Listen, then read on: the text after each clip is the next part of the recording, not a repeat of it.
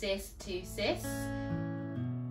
Hi everyone, welcome back. Today, coming in, it's so cold. So coming into the winter months, we decided that we're going to talk about some of the natural remedies some of us will have, some of us may have heard of and wanted to use, but weren't quite sure where to source things or how to use them directly. So we're going to go through about 5 or 6 items that we have in our medicine cabinet that are natural remedies and we use for different ailments.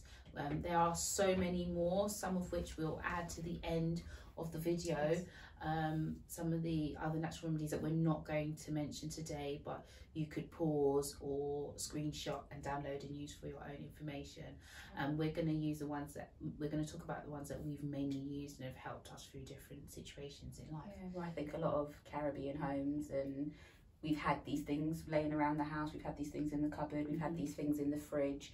So I definitely think these are things that you may have already heard of. And if not, you've probably gone to friends and family's houses and seen some of them, so you'll probably be quite familiar with them already. Some of which we've got a few samples, not many, but a few samples of what they look like, and then we'll go through each one. So Charlie's going to talk about, which ones are you going to talk about? Well, I'll start briefly with turmeric, or otherwise known as haldi. Yeah. Turmeric, you can get it in the raw form where you sort of, looks a bit like a piece of ginger then, sort of thing. Yeah, it's like a smaller, like a narrower ginger root. And you can sort of grate it into foods, into things. You can use the powder form. You can use it as a tea. So you can put it in a cup, have some hot water. You can use, I guess, honey to sweeten it. It's very good for inflammation, extremely good. So if you're having sort of joint problems, pain problems, you need a bit of sort of, aid in that sort of area, it's a very good tea to have for overall sort of joint pain. So that's internally and externally. Internally and externally, but turmeric can also be used on the face. Okay. You can use, you can get the powder, or again the root, and make it into sort of like a paste or a face mask. It's very good for sort of under eye dark circles or dark patches. The properties, I can't name them specifically, but the properties within turmeric most definitely help to sort of lighten certain areas on the skin and things like that. So it's good internally and externally. I've seen a few people selling turmeric soaps in some of the hair shops and skin shops and stuff. I know your daughter made me a turmeric with coconut oil mixture, which I use to lighten, I think, patches on my knees and also dark circles under my eyes. It was really effective actually, and I've got to try and think about how to make some more, but it really did work. And I know I've seen things where people use like underarm areas and things like that, neck. Should use some and even if male or female, if you sort of got darker areas on your chin or anywhere like that, as you said, like underarm, obviously you do a sort of, is it a sample, sort of a small area of your skin to see if it will agree with you, obviously, not just go and cover sort of a whole area. Do a very small sample on a small area of your body, see if it agrees with your skin. If it does, then continue the sort of treatment. Depending on what you're using it for, you can obviously go and source other YouTube videos to see the specific reasons, how long you should use it for, and the frequency. Just to say, when I was using the turmeric, like even when you thought you've rinsed it, rinse it and rinse it again, because I have like white bedclothes and they literally didn't stay white for too long. So I've learned that if I use it, put like a silk pillowcase or something over my not necessarily pillowcase, or a towel, because even when you think you've washed it, it might still be in your pores, and it is a yellow colour, and the yellow stains. Some people actually use turmeric for like tie dyeing and dyeing clothes, so it is very staining, but at the same time it's such an essential to have in your home. I mean, so I use it to cook with a lot. Like I'll put in curries, I colour the rice, make yellow rice with it. So we kind of get in it that way, but I also do use it as tea. And I know it is really good. It relaxes your whole muscle, your whole body. You can actually buy the tea bags as well. So yes, other than the raw version, the powdered version for sort of making the face mask, you can actually get the tea bags if you need it on the go, if you need to take tea bags to work, if you know that you need to use it every day. There are so many different forms you can use it in. So and I think like with everything, like with either prescription medicine or what we're saying natural remedies, you can still have allergies to them, so or intolerances to them, so still take your time, see what works for you. Yes, and also if you are on conventional medication, which you cannot come off right now. Not that we're telling you to just sort of stop any kind of medication, but be careful again, because with natural remedies, not only can you have a reaction, they can react to medication. Yeah, well, I know I've got blood pressure medication and I can't eat grapefruit, for example. Grapefruit, the juice that's in the grapefruit, whatever, reacts to that or actually stops it being effective. So, so just do your research. Yeah, read your notes on your medication if you're taking any that it can be used in conjunction with, or Google or Pinterest or wherever you any get of these your doctor places. Your magazines, your your medical papers. Have a read about how to use it. But turmeric is definitely a good one. Definitely. And if I'll do one more then. If I say like the mint and ginger, I think we all grew up with having mint in and around our house. You can grow it in your garden, you can have it on the windowsill, you can actually, I think, go to most supermarkets and buy the potted plant, so you can have it consistently. I know you grow mint quite quickly. I know you grow mint, you grow bay leaves, you grow there's 3 different types of mint that grow in my garden actually, so I use for and I've had your mint, I've had it for tea, and I've had your bay leaves and things, so if you have the space or even the windowsill space, these are things that you can grow, i.e. the mint. Growing up, obviously our dad often used mint in cooking. We used it for tea, especially sort of for gastric problems, i.e. wind, gas, bloatedness and things like that, which would probably lead me on to the next one, which is ginger. Ginger is a very common item in most Caribbean households. We cook with it, we use it as tea. Again, when we were younger, whenever we had digestion problem, bloatedness, gas, I know you're laughing because Dad bought ginger for everything. There was always a pot with a lemon and ginger in it, crushed up ginger. Your belly hurting? Okay, I'll boil up the ginger. You feeling not okay? The ginger. I think I actually got to a point where I didn't actually like ginger because I think we'd been overdosed on ginger. The running joke in our entire sort of extended family as well is where he cooks with big bits of ginger. You bite into it thinking it's a potato or a bit of chicken, in curry chicken, and it's ginger. So it's great to cook with, but you can use a pestle and water. Or you can use the paste. Don't frighten your kids from having ginger in their diet. I actually can't have ginger anymore. I've got a bit of an intolerance. It makes me feel, I don't know if it cleanses my blood too much. But it does make me feel a bit weak. So I don't know. It kind of purges maybe the goodness out of you. So but you have to be very careful with the amount, because my husband he boils the frozen ginger. And he boils like 3 packets with water. I've had his natural ginger. And he makes it with honey and puts it in a big dispenser, and then the family will drink that like over the course of a week. And everybody's drinking. Some will heat it up over that as well, and they drink it just like how you bring a bottle of water out of you, then drink for the day. And for most of the family it's good, but I can have a little bit, really diluted. Otherwise I start to feel so I've got an intolerance to it. It's not just far-fetched, because although we're going off the subject then, I'm allergic or not allergic, I have an intolerance to eggs. You know that I ate a lot of eggs growing up. I loved eggs, fried eggs, boiled eggs, runny eggs, all sorts of eggs. But when I eat eggs now, I get an intense pain across my diaphragm. It's something that's been happening for a long time, so I'm not sure what it is. I don't tend to have problems with sort of circulation or anything else, but it's just when I eat egg, I get sometimes you can overdo in my diaphragm things, and then your body builds up an intolerance. You just have to switch it up a bit. So although I know there's certain parts of egg that are very good for you that you should have in your diet, I then have to find alternatives to having egg. But ginger, as you said, it cleanses your blood, and the fact that you sort of have to watch how much you take, because cleansing your blood, if you cleanse it too much, you are cleansing out the things that are supposed to be there, the things that are fighting things, the things that are maintaining or stabilising your blood pressure and things like this. I know you've had problems with blood pressure issues. So the last thing you would want to do is totally keep cleansing it, so your body is left fighting. So some things are natural, they are fabulous, they are really good for you and aid improvement in your health. But if you're already fighting something, watch frequency and amounts of intake. So it helps with digestion, upset stomach, bloatedness, as you said, cleansing blood. It helps with sore throats and colds. Fantastic. We're in autumn, we're going to be going into winter soon. Have it in your house, have it in your cupboard, have it in your fridge, put it in your diet. Definitely. It decreases the risk of colon cancer. Now, I'm not going to medically say that that's fact. I don't have the figures, I don't have the journals to say yes, nay, but from overall research and overall history and the uses of it, because it does something for your tract, it has certain properties in it, it can help sort of do things for your colon that reduces the risk of getting colon cancer. And obviously coughs and colds, it helps aid respiratory health.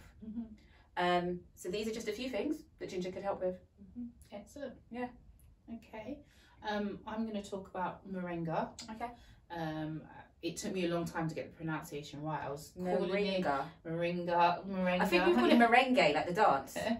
Moringa. Like yeah. So yeah, I was spelling it all sorts of ways when I first discovered it. So I think I came across Moringa about 6 years ago, maybe. Yeah, I think so. Yeah, about 6 years ago. My brother, I think, actually sourced it. Dad started taking it. We actually sourced it firsthand from the Moringa pod. So Moringa is a plant. It does grow in Jamaica and other parts of the Caribbean, but I've known a lot of Moringa farms in Jamaica themselves. Now, we have the Moringa pods. I don't know if you can see that. So they're just like little pods, and then it comes in its own kind of wrapping, a bit like onions, I guess. Like a husk or something. Yeah, and you peel it right down to the middle. There's like a little white powdery ball in the middle. So that's like the seed of the plant, and then you can eat it. I wouldn't suggest breaking it down and chewing it because it has a bitter taste. If you swallow it like you would a tablet, like with some water or something, and have like a pod a day, now that will really boost your energy levels. It's really good for like stimulating your cell renewal, and it's a very good anti-inflammatory and a very potent antibiotic actually as well. I have also heard that it has quite a high level of calcium in it.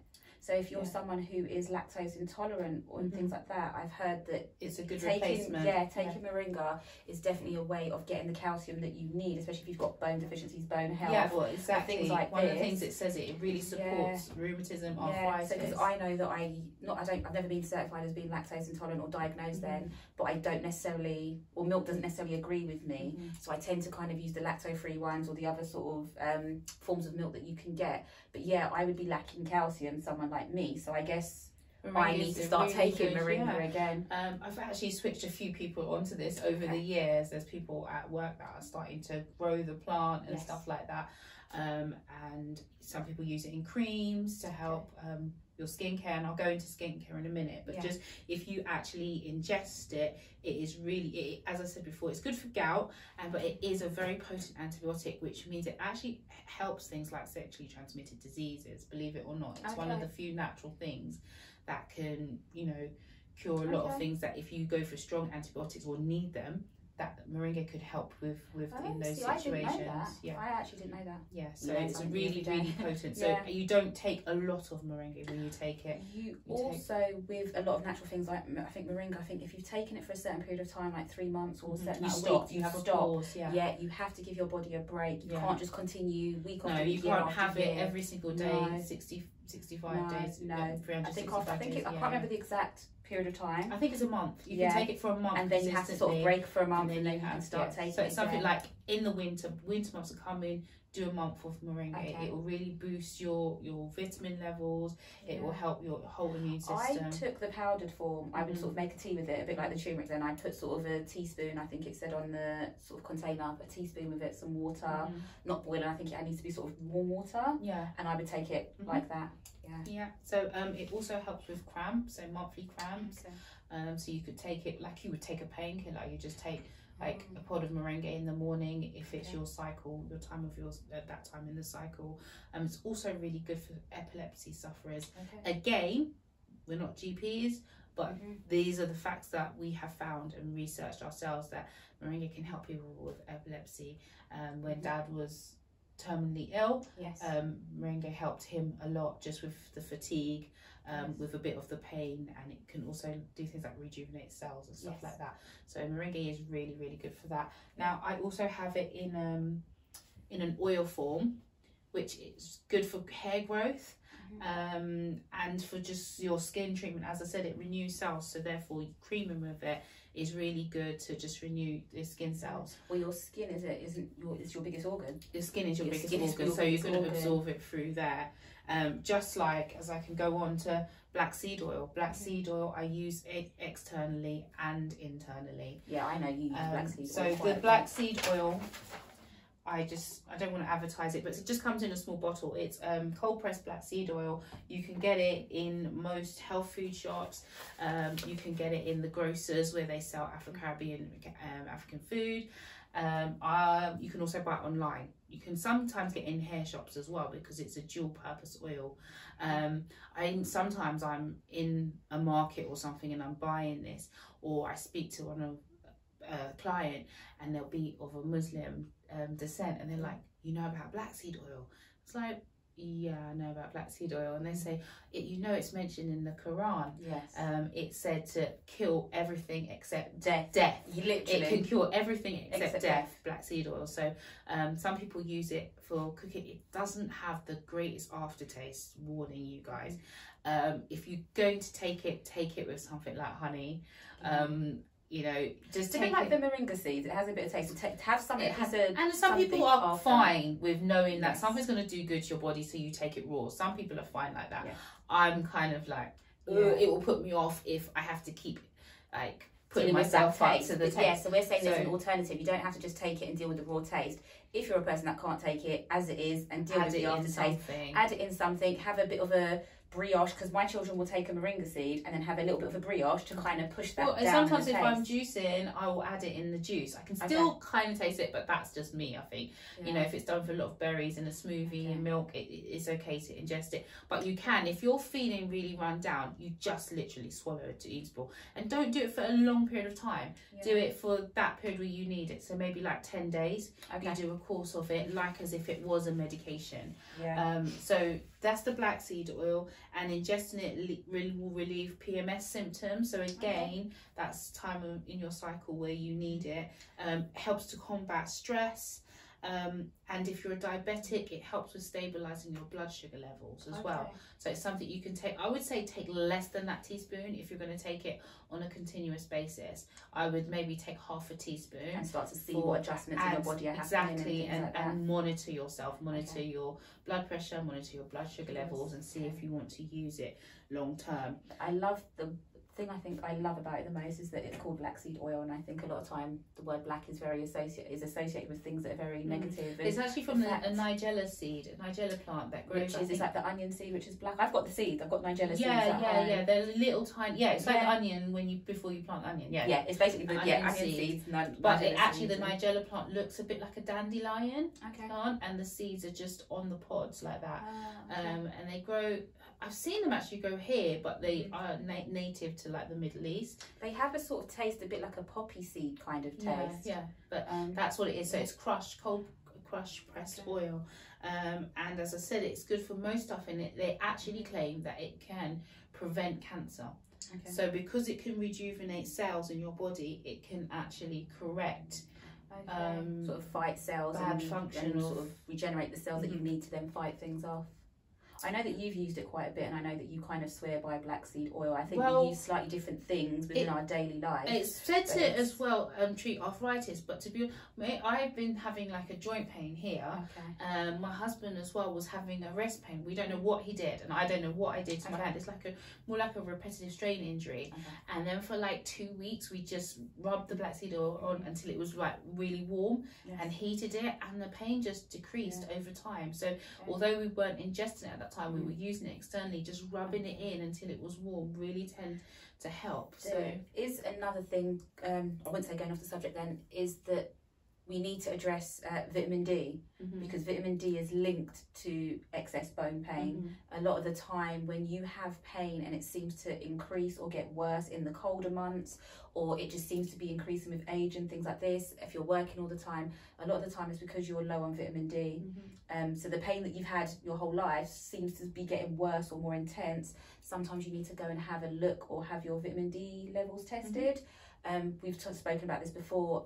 As melanated people, we need vitamin D. Everyone needs vitamin D. But as and women, even when we go and test, sometimes the levels show up okay, but those levels are not based on Afro-Caribbean research. They're levels based on a European person. So although they might say, oh, your levels are within the right, you know, if you're amount, feeling the effects if you are feeling like something's not quite right, you know, it comes in a spray form.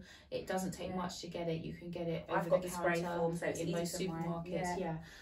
But to see, all you've got to do is spray. If you feel like it's too much or you don't need it, then just stop. You know, it's not going to do you so much harm. But I think just during these winter colder months, I think there's times throughout the year, the darker you are, we've spoken about it before, is the more sun exposure you need. But during the winter months, I think most people of darker nature, black, brown, whatever you want to label yourself as, you need some form of so we hope you topped up with the sun that we had. And if you haven't, try and get some vitamin D in, or up the vitamin D you're getting through your diet.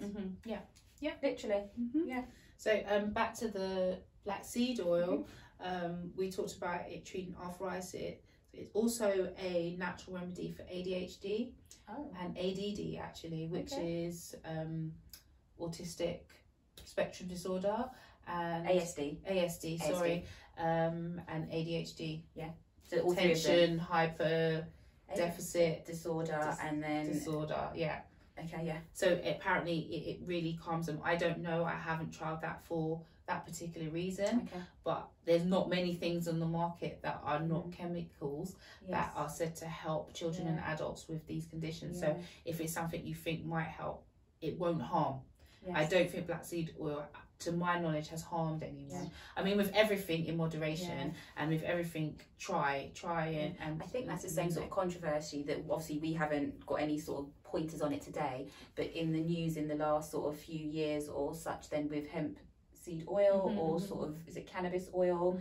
CBD oil, which helps with epilepsy and sort of neurological issues and things like this. We don't have any information on it, but the things that have come out is that it has really helped the actual children and the adults that needed that help where no sort of conventional medications and the side effects to natural things is not that of if you tried something that wasn't natural. The side effects are really minimal, unless you have a severe allergic reaction, which is really unlikely. You might have an intolerance, and then you know whether to step back from using something. But if you know someone with any of these conditions, it wouldn't help trying it out, because what have you got to lose in that respect? If there's not severe side effects, they're not going to get addicted to this thing, then it's something you can try. It's natural in your body, even if it does other good things for you and not that specific things, you might find that out.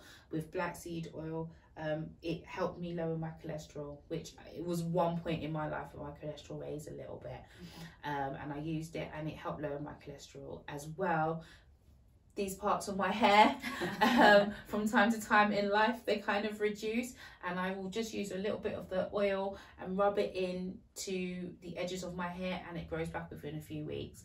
I grease my hair with it. I use it to set my hair as well, and it really does help with hair growth. Like literally a few years ago, I suffered really badly with anemia. I lost a lot of hair. My hair was so thin. I think with the help of the Cmos, black seed oil, and my sister makes, my elder sister makes a cream with neem in it as well. We're not going to cover neem today, but you can research that if you want to. She makes a cream and it really does grow your hair back. Like my nails, my skin, my teeth, my hair are like on top point. I couldn't ask for more. Where it comes to external care, when I'm talking about the black seed oil, there's many things I've given friends and family to cure for black seed oils, things like skin conditions that I've sort of suggested just using a little spray bottle, a bit of black seed oil every day after you've washed dry properly, and use it, and it's really helped. Like sometimes I feel like it's literally like a magic oil, but do your own research. Because it's a bit yourself. Like, not to jump back, but like ginger then. Ginger's also good for hair. My daughter uses a ginger extract for her hair. Unbeknownst to me, it actually helps with sort of scalp conditions, dandruff. Well, mints like that. You mentioned mint later earlier, but I use mint, and I will just get the mint oil and sprinkle a bit on my scalp, and it stimulates. If you don't use too much. The first time I put on my son's hair, he was just like, what have you done? Yeah. There's a few drops, and it really relaxes you. One, so it's good to do before you go to bed, but it does stimulate your hair follicles. If you want your hair to really grow and activity start happening there as well, a little bit of peppermint oil is fantastic. Yeah, definitely. A little bit goes a long way with peppermint oil, especially if you don't want your eyes to burn. Yeah. But it's nice if you've just washed your hair, to keep your skin kind of, and like to avoid dandruff and dry scalp, things like that. Peppermint oil is excellent, but just use it in small quantities. Now, I did speak a bit about being anemic. Like there was a time where I was severely anemic, like talking blood transfusions. Mine wasn't as bad as yours, going down to you know, on the floor type scenarios, because of my cycles and things like that. A lot of things were happening in my body, and I just lost a lot. My cell counts were all over the place. You were depleted quite a bit, and I found it really hard to function. Now, I did my own research then, so I'm talking maybe 4 years ago, and it said blackstrap molasses would be really good for this. Now, I remember as a child my dad having some sticky tar looking thing in a jar, and he used to try and give it to us. And he said it tasted like treacle or something, but it didn't. I wasn't eating it. That. Didn't taste like treacle. So back then I should have eaten it. Maybe it would have eradicated a lot of stuff I went through later on in life. Do you know what I mean? Like, parents know best sometimes, but most of the time. But so blackstrap molasses is basically the extract from sugarcane. So when they make sugarcane, like the byproduct. A byproduct of the sugar is blackstrap molasses. So it does look like a really thick. I don't have any. It's like tar, like a black tar. Yeah, but it's like a honey. You can use it as you do honey. So you can use it for sweetening things. It's not as sweet as say having sugar or honey, but you can use it in teas. You can use it to make black cake. I'm sure you can. Yeah, you can use it to make black cake. You can use it in stews. You can use it in your juices when you're making smoothies and things. You can add a bit of blackstrap molasses. I used to have it with burdock tea and just use the molasses to sweeten my tea. But basically what it does is it just brings up your iron levels. It helps with relieving your PMS symptoms, combat stress, stabilizes blood sugar levels, promotes skin health, prevents cancer, improves your bone health. Oh wow. And it contains a lowering cholesterol.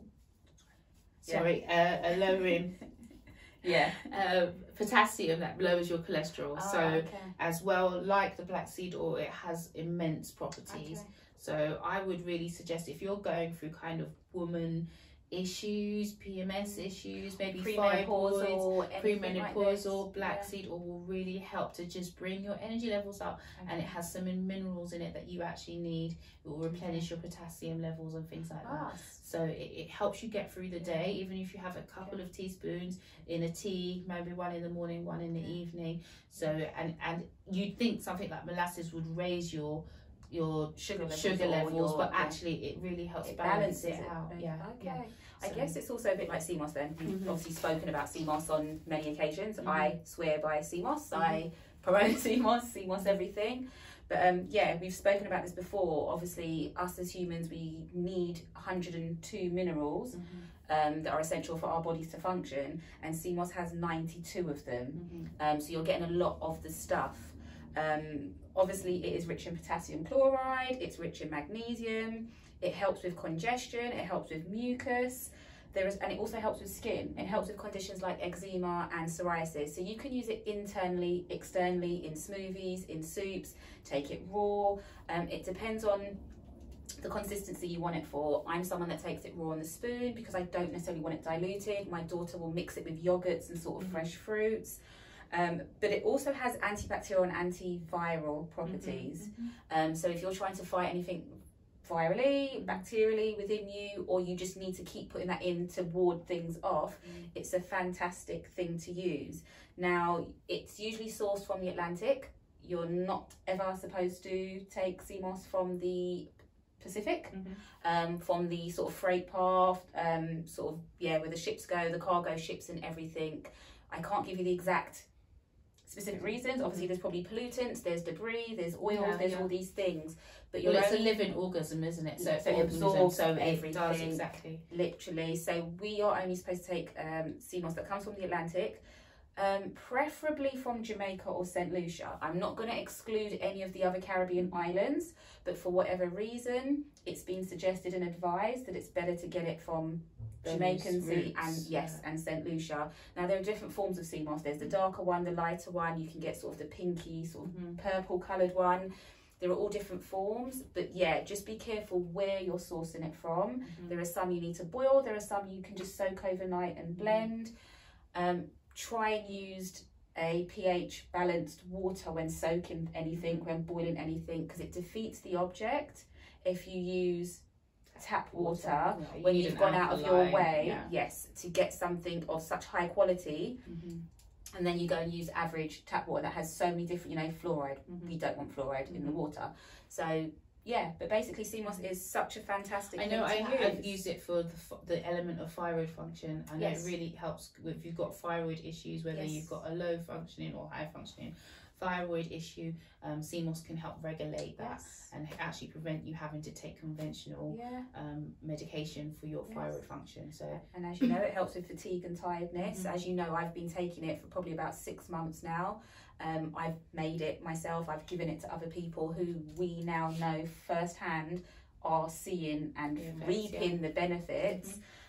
Obviously it helps repair cells, it helps with bone health, it helps with energy. So yeah, going back to the amount it has about 90% of the essential minerals that we need. Now, we've given you a lot of information about different things. We're not suggesting you go out and take all of them. That would be really silly, because what you're going to do is overlap with some of the things, and too much of something, however natural, can also be bad and have an adverse reaction. So we've given you sort of a variety of different things. See what works best for you. See what you need help with. If you don't already use them, or if you've got one of the ailments we've talked about. And just before we close on that, I missed 2 things with the black seed oil. Sorry, I apologise, because I'm you know, reading from a list.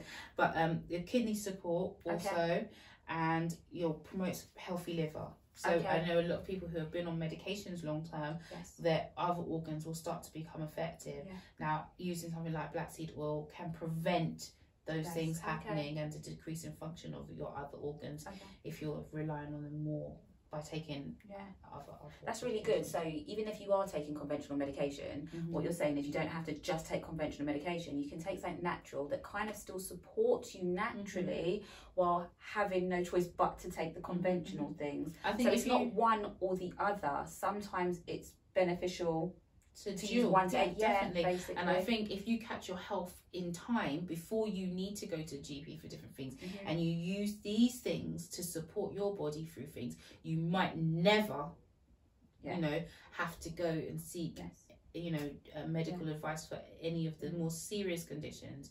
So it's good to get started. The younger you get started using these type of things, and as I said, we're going to add lists of other things that we use as well, or we know other people that use, that maybe you can have a look at yourself.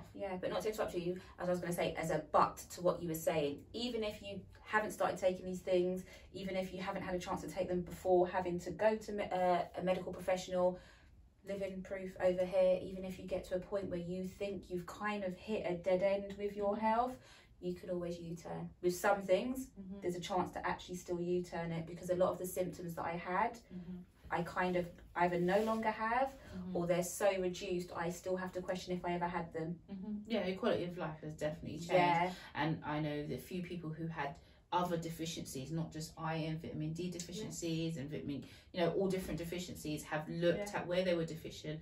They've looked at how to use things like aloe vera, and other natural things, and really have combated in a way. And definitely meditation and exercise, some form of exercise is really good. Release and eradicate as much stress as you possibly can out of your life. Stress is going to give you external and internal health problems. So we something we always advocate for, keeping your vibrations high, learning how to use natural things in order to heal yourself, and today on mind, body and soul, not just the body, which this is a lot about, as you said, the mind and also the soul. There's you're a whole, start dealing with yourself holistically. Yeah, exactly. So we hope today has helped. As I said, we're going to add some other things on the back of this video, hopefully. Yes. So good luck with it. If there's any other questions below, and we can answer them. If not, we'll try and find the information for you and get back to you. So good luck with it. Yeah. We'll see you on your way. Take care. Remedies. Sister Sis. Bye. Like, share, subscribe. Hit the notification bell. Love ya. Bye. Bye.